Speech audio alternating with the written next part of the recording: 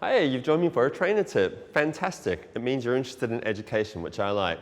But for this trainer tip, I need my special friend, Carol. Come on in. She is special.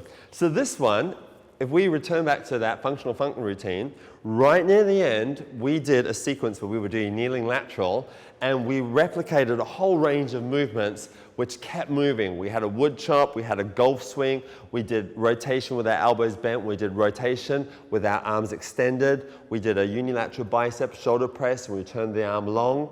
There was a whole sequence of moves, and then we went into our rock the cradle. But let's just do the first one, that wood chop and the golf swing. So Carol, do you want to get on board? Are we all right with the height for you? We are good. We are good. So always safety first, knuckle down. Now we'll start here in the low position because this is a great one to work with just to get your bearings. So in this one, what we're looking for to start off with, so I'm just going to come around to the front of Carol.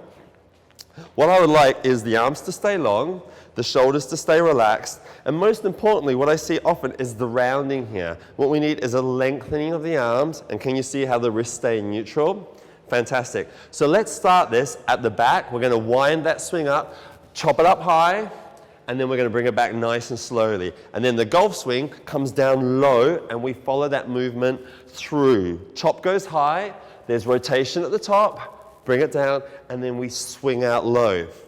Now the variable here is the tempo that we're working with. The faster the chop, the more dynamic the movement at the top, and then the slow return. So we're really going to wind it up here, and then bring it back slowly. So we recruit the muscle fibers in a slower motion on the way back down, and we use the fast twitch as we get it up very, very quick.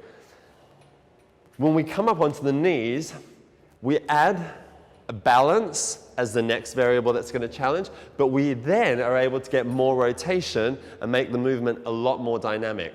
So as we're moving through all of this, the one thing that you might see is that your participants will lose control from their ribs to their shoulders, and we get this very unstable upper body musculature. So our goal is to rotate, open up, they'll get rotation through the hip and the abs, come back down, and then follow it and swing through. Obviously the knees aren't going to come off the glide board, but we still want to think that we would have that movement here from the hips up in a controlled range of motion.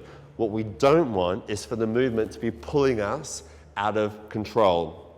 How are we doing there? Very good. Does it feel all right? Yes. Can I ask you to do it one more time, and then just as we come through, just see that the wrist doesn't move. Perfect. And then come back down to the bottom and swing through.